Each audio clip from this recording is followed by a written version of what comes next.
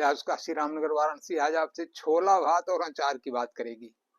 आपको बड़ा आश्चर्य होगा कि ये क्या बात है, लेकिन व्यास काशी से मैं डॉक्टर रत्नाकर पांडे आपको आश्वस्त करना चाहता हूँ कि कभी कभी कोई चीज जीवन में आपके ऐसे आ जाती है ना, जैसे जिसे आप सोचे ही नहीं रहते हैं। महाराज काशी नरेश डॉक्टर विभूति नारायण सिंह का अवसान जिस समय 25 दिसंबर 2000 में हुआ, उसके बाद मन में ऐसा वैराग्य आया। महाराज के आकर्षण के कारण ही मैं बचपन से ही रामनगर में बस जाने के लिए उद्यत था, और महाराज का अवसान हो गया, गोलोकवासी हो गए। इसके बाद ऐसा वैराग्य आया कि मैं उनके सारे चिल्ड्रंस एकेडमी का डायरेक्टर था, अपने यहाँ राधा कृष्ण कोचिंग सेंटर का डायरेक्टर था। इसके बाद बहुत अच्छी दुनिया थी, बहुत बड़ा साम्राज्य था, सबसे मैंने विदा लिया और अज्ञातवास की ओर जाकर के 80 पर स्थित एक पब्लिक स्कूल में मैं अध्यापक बन गया। किसी को नहीं बताया कि मेरा अतीत क्या है, मेरा निकट अतीत क्या है। मैं सिर्फ एक सामान्य अध्यापक बन गया। और जब वहां गया तो मैंने देखा महंत वीरभद्र मिश्र जी संकट मोचन गद्दी के महंत, गोस्वामी तुलसीदास जी की गद्दी के महंत। और मुझे बड़ा आश्चर्य हुआ कि महंत, और वो भी इंजीनियरिंग का प्रोफेसर, काशी हिंदू विश्वविद्यालय में इंजीनियरिंग का प्रोफेसर, और इतना बड़ा पद, इतनी बड़ी बुद्धि और मेधा।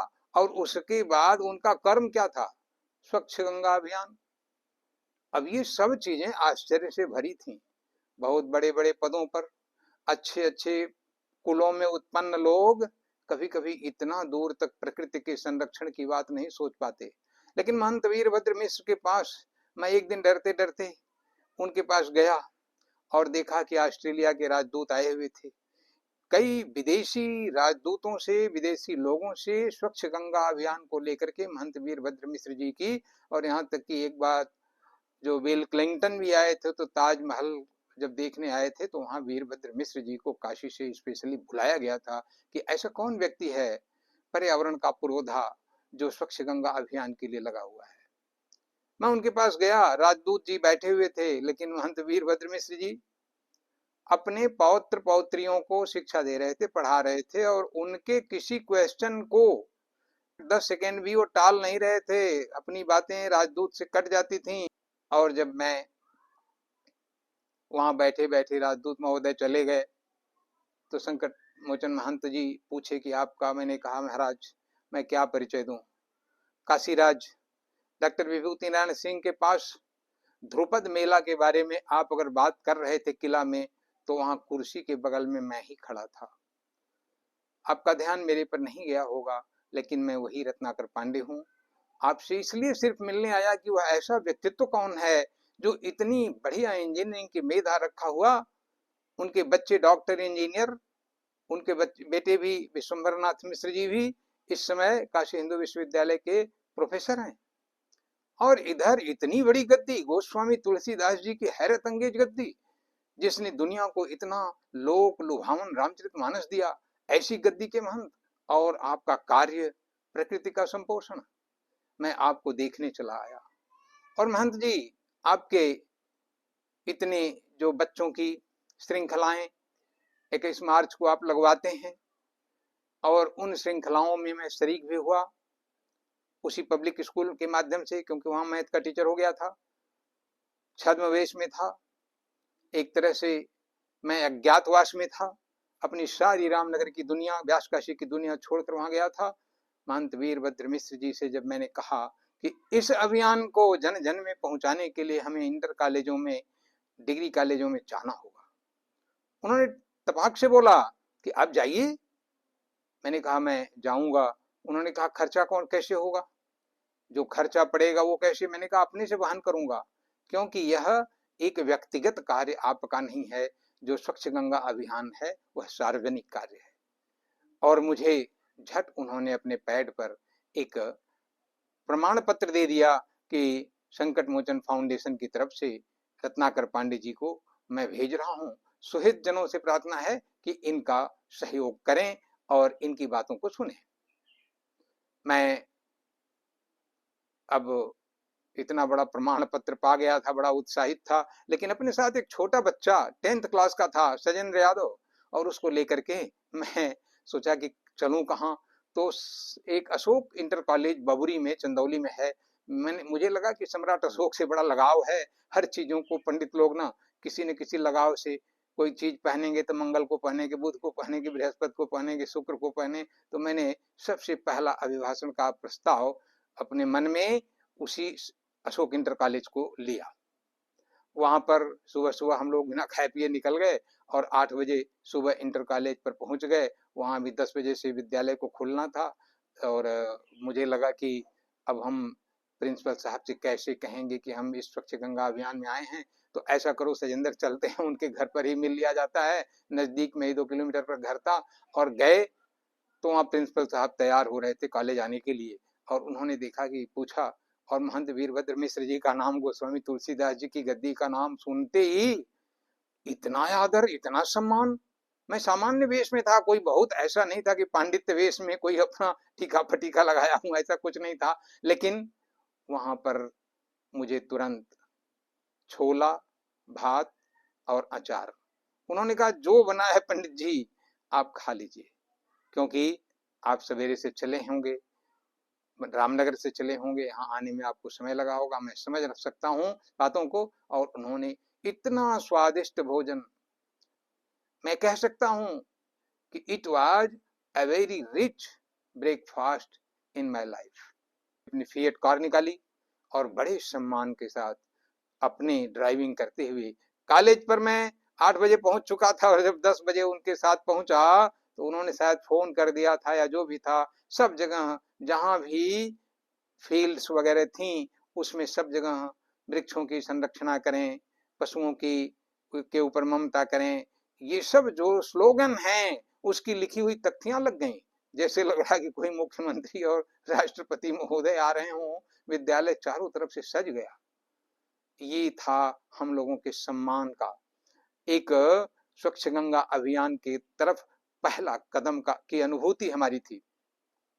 मैंने प्रार्थना सभा में ही बच्चों को संबोधित किया, लेकिन इसके बाद जब मैं चलने लगा कॉलेज से, प्रिंसिपल साहब से पूछा कि और भी अगल बगल कोई कॉलेज हैं। मैं अभियान में निकला हूं और एक आध सप्ताह तक मैं इस कार्यवाही को करने का प्रयास कर रहा हूं। उन्होंने चकिया का कॉलेज बताया और सब सारे कॉलेजों में 10-12 कॉलेजों में मैं 2-3 दिनों में भ्रमण किया, कहीं कहीं रात्रि विश्राम भी कर लेता था। बात लंबी ना हो, मैं मूल बात पर आना चाहता हूं कि जिस समय राजदूत चले गए थे, संकट मोचन महंत जी से मैंने पूछा कि महाराज आप इतने बड़े राजदूत आए हुए हैं, इतने बड़े वीआईपी पर्सन आए हुए हैं और आप बच्चों को पढ़ाने लगते थे। तो महंत जी का एक वाणी थी ना कि आपको समझना चाहिए कि जहां वृद्ध हों, बालक हों, महिलाएं हों, रोगी हों, उनका सम्मान हमारी संस्कृति प्रथम करती है। सारे लोग एक और बालक, वृद्ध, रोगी और महिलाएं, इनका सम्मान एक और। हम इनकी बातों को पहले सुने। कितना सुंदर उनकी सोच थी, कितनी सुंदर उनकी विचारधारा थी। मैंने कहा महाराज बहुत गंदगियां हैं, 80 घाट पर हैं लोग, लघु शंका, दीर्घ शंका सब अगल बगल कर देते हैं, नहाने आते हैं। उन्होंने झट कहा कि आपने विकल्प दिया, अगर विकल्प नहीं होगा तो जब वहां आदमी गया है तो कहां जाएगा, और इसलिए हमें विकल्प बनाने का प्रयास करना होगा। बड़ा सौभाग्य का समय है कि नरेंद्र दामोदर मोदी दास जी जिस समय भारत के प्रधानमंत्री बने, सबसे पहला काम उन्होंने स्वच्छता का चलाया, पूरे भारत में शौचालयों का निर्माण करवाया। और आज भारत के जो गंदगी का कलंक था वह आज बहुत ही छट गया। हर गांव, हर लोग सतर्क हो गए। लेकिन अब मैं अनुभूतियों की बात कहने वाला हूं कि मैं जब इंटर कॉलेजों में अभिभाषण करते हुए विविध कॉलेजों में बढ़ रहा था, तो कहीं कहीं मैंने देखा कि बच्चों के पास भावनाएं हैं, संवेदनाएं हैं, लेकिन उनके पास पावर नहीं था। गांव में दबेर दिए जाते थे, डांट दिए जाते थे, एक कुदाल नहीं है, एक फावड़ा नहीं है, कैसे प्रकृति का संरक्षण करेंगे, कैसे पौधों को आरोपित करेंगे और कैसे उनको सिंचित करेंगे, डांट पड़ जाएगी, ये क्या कर रहा फालतू काम। कहने का मतलब कि मैच्योर्ड बच्चों की जरूरत थी। वो बच्चे जो स्कूल और कॉलेज लेवल पर थे, उनके पास भावनाएं थीं, लेकिन पशुओं के प्रति ममता का भाव था, लेकिन उनके पास पावर नहीं था, सामाजिक पावर नहीं था, पारिवारिक पावर भी नहीं था। और तब आकर के महंत वीरभद्र मिश्र जी से जब मैंने रिपोर्टिंग किया, बड़े उत्साहित हुए, बड़े ही खुश थे, बड़ा ही उन्होंने आशीर्वाद दिया। और जब मुझसे विधिवत मेरा परिचय पूछा तो मैंने अपने बाबा का नाम बताया, जो 80 पर ही कभी अध्यापक थे प्राइमरी स्कूल के। और उन्होंने झट कहा कि आप जगत नारायण पांडे जी के परिवार के हैं, वो हमारे गुरु रहे हैं, हमारे आदर्श टीचर रहे हैं, और आप उस परिवार के। महंत वीरभद्र मिश्र जी का लगाव मुझसे और बड़ा। मैं उनको लेकर के रामनगर में एक स्टीफन कॉलेज खुल रहा था, उसके उद्घाटन में उनसे कहा, और वो आए। बड़ा सरल हृदय, बड़ी सहजता, बड़ा ही सरल सुलभता, कोई वीआईपी भाव नहीं। हर रोज उनके यहाँ 40-50 किलो से ज्यादा मन दो मन मिठाइयां आगंतुकों की सेवा में खर्च होती थी। मैं कोई अतिशयोक्ति नहीं कर रहा हूँ। जो जाता था 2-2, 3-3 लोग लगे रहते थे और तुरंत नाश्ता पानी आता था। महंत वीरभद्र मिश्र जी का दरबार काशी में लगता था, आज भी लगता है, लग रहा होगा। और वह परिवार आज काशी के एक मेल जोल का, चाहे वो काशी के हमारे मुस्लिम धर्म गुरु हों, चाहे ईसाई धर्म गुरु हों चर्च के, वो सब महंत वीरभद्र मिश्र जी के यहाँ एकता समरसता के साथ बैठते रहे हैं। महाराज काशीराज का सानिध्य, महंत वीरभद्र मिश्र जी का सानिध्य, प्रोफेसर टीपी वर्मा का सानिध्य, एनपी जोशी जी का सानिध्य, डॉक्टर रमेश चंद्र शर्मा का सानिध्य, या कमलेश दत्त त्रिपाठी का सानिध्य, या जितने भी विद्वत जन थे, हीरालाल जोशी जी से लेकर के तमाम सब लोगों के पास जाने का मुझे सौभाग्य मिलता रहा। लेकिन मैं अपने श्रोता बंधुओं को बताना चाहता हूँ कि मुझे अगर पता होता कि इस फोटो से, इस तस्वीर से मेरा भविष्य चमक सकता है, तो मैं करपात्री जी के चरण जब दबा रहा था सन 79 से लेकर के 83 तक, तो उस समय मुझे अनुभूति नहीं थी कि मैं इतनी बड़ी विभूति का चरण दबा रहा हूँ, उनकी सेवा कर रहा हूँ। सीताराम खेमका जी थे, सन 78 की बाढ़ आई थी। उस बाढ़ में जो करपात्री जी महाराज ने एक विश्वनाथ मंदिर अलग से बनवाया था, मीर घाट पर बनवाया था, मैं उस परंपरा का सेवक रहा। इतनी बड़ी बड़ी विभूतियों के पास बैठने का मुझे अवसर मिला। और जब मैं अज्ञातवास में था तो रास्ता कहाँ से मिला कि एक दिन हिंदी की कॉपी, मैं तो मैथ का टीचर था, लेकिन हिंदी की कॉपी जांचने के लिए ऐसी पड़ी थी, आलेख बोला गया था, पन्ने पर था, पूरे क्लास की कॉपी मैंने चेक कर दिया और 10 शब्द बोले गए थे, 10 में मैंने जो गलत था उतना काट करके नंबर दे दिया था। अब मैडम आई, आपने कॉपी जांच दिया और आपने सही को गलत काट दिया। मैंने कहा सही को गलत कैसे काट दिया? तो श्रृंगार और सन्यासी शब्द था, और वह किताब में भी गलत लिखा था, जो पब्लिक स्कूलों की किताब थी। उन्होंने कहा कि किताब में ये लिखा है, आपने इसको गलत काट दिया। मैंने कहा किताब ही गलत है तो मैं क्या करूं? और परिणाम हुआ कि वह संकेत बच्चों का उनके अभिभावकों तक पहुंचा। अभिभावक महोदय नृसिंह द्विवेदी जी थे, मुमुक्ष भवन के प्राचार्य थे उस समय, वो आ गए और उन्होंने, चूंकि मेरा इंटरमीडिएट में एक विषय से संस्कृत से, एक विषय उर्दू से भी रहा है, इसलिए उन्होंने कहा कि आप संस्कृत से अपनी शिक्षा को प्रारंभ कीजिए। मैंने कहा इस उम्र में, 40-42 की उम्र में? और उन्होंने मेरा नामांकन करवाया। मैं संपूर्णानंद का विद्यार्थी बना, ज्योतिष शास्त्र में आया, और इसके बाद शुरू होती है वहीं से पांडुलिपियों के ज्ञान की बात, अनेक प्रकार के प्राचीन दर्शन की बात, और जो प्रश्न हमारे बीच में चल रहे थे उन सब के बारे में जब हमारी धारणाएं बदलने लगी, मैंने देखा कि दुनिया तो एकदम बिल्कुल हजारों वर्षों से ऐसे लोगों के कंधों पर हमारे प्राचीन साहित्य डाल दिए गए। ब्राह्मणों के परिवारों में अच्छे अच्छे टैलेंटेड बच्चे इंजीनियर डॉक्टर बनाते थे, और जो कुछ नहीं जानता पंडिताई पढ़ लो। अब वो पंडिताई एक ऐसे अबोध बच्चे के, कम विद्वान, कम बुद्धिमान, कम टैलेंटेड बच्चे के कंधे पर आ गई। और परिणाम क्या हुआ कि समुद्रगुप्त का जो, स्कंदगुप्त का जो शिलालेख था इलाहाबाद पिलर पर जो है, वह अकबर के जमाने तक नहीं पढ़ा जा सक रहा था। मैक्स मुलर तो बाद में हुए, जिन्होंने गाम अनागाम अदितिम बधिष्ठ में सीधे कह दिया कि गाय की हत्या की जाती थी, विवाह के समय में की जाती थी। गौर गौर गौ माता रुद्राणाम दुहिता वसुनाम सुतादित्या नाम मृतस्नाभिप्रनूचम चिकित्से गाम अनागाम अदितिम बधिष्ठ। और उन्होंने कहा कि गाय को काटने की बात वैदिक लोग करते थे। लेकिन हम बता दें कि आज उस संस्कृत की विचारधारा में जाने के बाद बड़े बड़े उद्भट विद्वानों का आज तक ध्यान ही नहीं गया कि गोरक्षा क्या है। उस पर एक वीडियो हमारा आने वाला है, आप लोग उसको देखेंगे कि गो सिर्फ जर्सी गैया नहीं है, दुग्ध सिर्फ सफेद तरल पदार्थ नहीं है, और तो और ब्रह्म सिर्फ ब्राह्मण नहीं है, वह सारे पशु प्लांट पौधे भी ब्रह्म हैं, और हमारी धरती भी गो है। और मैं उसमें बहुत बहुत व्याख्या करने का प्रयास किया हूं, लोग संकेतों को समझेंगे। लेकिन आज मैं ये कहना चाहता हूं कि जो छोला, जो भात और जो वो अचार का टुकड़ा प्रिंसिपल साहब ने स्नेह से खिलाया था, वह मेरे जीवन का सबसे सुंदर, आज तक याद रहने वाला वो नाश्ता था। क्योंकि उस नाश्ता में सम्मान था, आत्मीयता थी, ममत्व था, और संकट मोचन महाराज के प्रति वह आदर भाव उनका था। मैं तो एक सामान्य दूत था। महंत वीरभद्र मिश्र जी की कृपा मिली, काशी में मेरा संस्कृत में प्रसार हुआ, नेट पास करके काशी हिंदू विश्वविद्यालय में दाखिला हुआ। और मैं एक ऐसी सभा में भी, मैं 2005 में ये सब कार्य कर रहा था, लेकिन 2008 में आदरणीय पंजाब सिंह जी काशी हिंदू विश्वविद्यालय के कुलपति थे, और उस समय मैंने एक ऐसे सब्जेक्ट में, ऐसी सेमिनार में भाग लिया 40 दिनों की, जिसमें मैं एलिजिबल ही नहीं था, और टॉप किया। मैं बताऊं कि पांडुलिपि मिशन के डायरेक्टर राणा साहब थे, और इधर पंजाब सिंह जी थे, और के थपड़ियाल जी थे।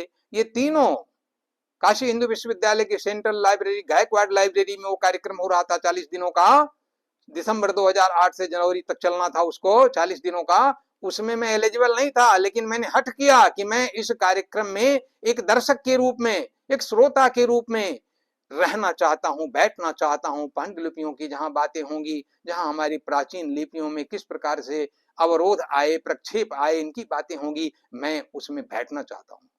और वाइस चांसलर महोदय, ऐसे अधिकारी आज हमारे जन जन में, भारत के अगर क्षेत्र क्षेत्र में, कण कण में चले जाएं, तो आज भारत का एक दिन में विकास हो जाए। मैं पंजाब सिंह जी को हृदय से धन्यवाद दे रहा हूं व्यासकाशी मंच से, कि उन्होंने के थपड़ियाल से कह करके, राणा साहब से कह करके, और काशी हिंदू विश्वविद्यालय की लाइब्रेरी के प्रशासन से कह करके मुझे तुरंत वहां पर प्रवेश दिलाया, विशेष प्रवेश दिलाया, और मैं वहां टॉप किया। क्योंकि संस्कृत के प्रति निष्ठा भी होनी चाहिए। रेवा प्रसाद द्विवेदी जी का, महामहोपाध्याय रेवा प्रसाद द्विवेदी जी का क्लास था, वो कुछ कह करके ब्लैक बोर्ड पर गए और फिर भूल गए। हाँ, तुम्हें क्या कह के आया था, क्या कहने के लिए? मैंने कहा स्थित स्थिताम उच्चलित प्रयाताम निषेधुषी मासन बंद धीर जलाभिलाषी जलमाददानाम छायवताम भूपतिरन्वगच्छत्। संजोग से मुझे श्लोक याद था, मैंने वो कह करके गए थे, मुझे याद था, मैंने उन्हें याद दिलाया।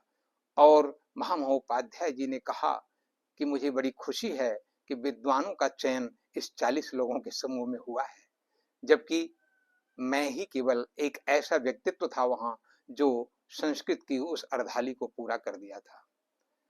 ये संयोग की बातें होती हैं कि मुझे एक ही लाइन दिलीप से गो सेवा की कुछ पंक्तियां याद थीं, और वही वहां संयोग से काम कर गई थीं।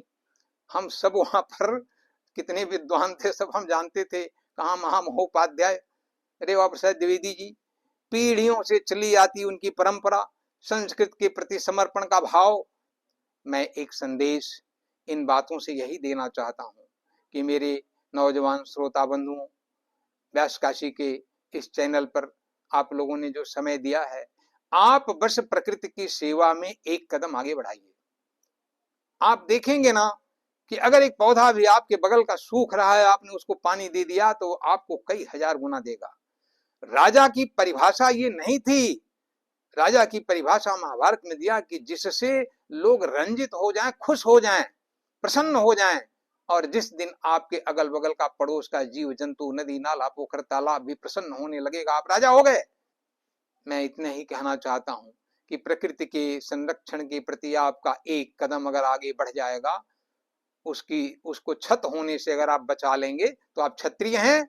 और अगर आपने उसको रंजन कर दिया, मनोरंजन कर दिया, उस प्रजा का जो अपना भोजन अपने से बनाती है बिना किसी धुआं के प्लांट्स और वनस्पतियां, अगर आपने उनका रंजन कर दिया तो आप राजा हो गए, और आपने उनको क्षत होने से बचा लिया तो आप क्षत्रिय हो गए।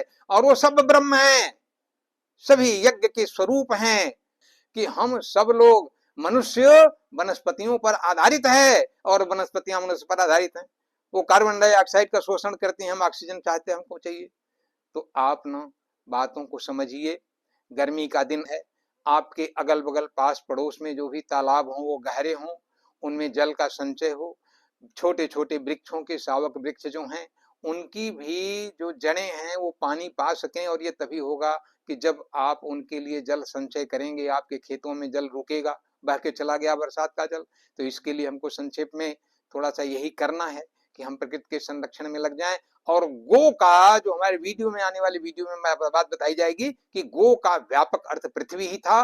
किसी भी प्राचीन साहित्य में गो का सीधे अर्थ गैया नहीं था। मैं इस बात को इसलिए कह रहा था कि मैं बड़ा सामान्य सा जन था, छोटा सा व्यक्तित्व था, बहुत ही संकुचित दिमाग से रहता था, लेकिन उन बड़े लोगों के बीच में जब गया तो मेरे पास जो ज्ञान, जो सन्मार्ग, जो प्रकाश, जो उन लोगों का मार्गदर्शन मिला, उससे मुझे एक सही दिशा मिली। और आप सभी लोग उसी प्रकार की दिशा पाएं, क्योंकि कहा गया है ना कि मरना प्रकृति शरीरिणाम। हम सभी लोग जन्म लिए हैं तो एक दिन मरना है, और मरता वही है जो बिना कुछ किए मर जाता है। लेकिन जो यश रूपी शरीर से कुछ किया रहता है ना, जिससे जो यश पैदा किया रहता है, वह हमेशा जीवित रहता है। और इसीलिए बंदो रघुवर विमल यश जो उदायक फलचार। हनुमान जी रामचंद्र जी के यश की पताका हैं, रामचंद्र जी के यश हैं, और इसीलिए अगर हनुमान जी जीवित हैं तो भगवान राम भी जीवित हैं। वो आज मरे नहीं हैं। तो यश रूपी शरीर से आप सभी लोग इस धरती पर विराजें, आपकी गाथाएं कही जाएं, और ये तभी होगा जब हम प्रकृति से प्रेम जोड़ लेंगे, प्रकृति से सहानुभूति जोड़ लेंगे। माता गंगा, अन्नपूर्णा मैया, बाबा काल भैरव महाराज और विंध्याचल भगवती की कृपा आप सबको मिले। आप सब मस्त रहें, स्वस्थ रहें, प्रसन्न रहें, और देश की इस विकास धारा में आप अपने भी योगदान से अपने कुल और परिवार को प्रकाशमान करें। धन्यवाद।